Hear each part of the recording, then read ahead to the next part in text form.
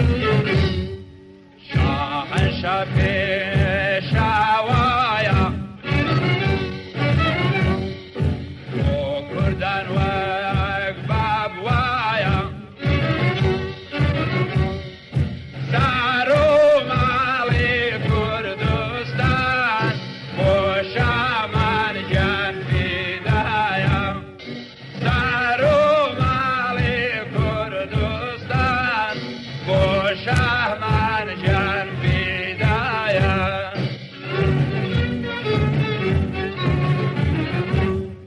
بیست و یکی هزارم شاه من رهبرم ملتی کرسی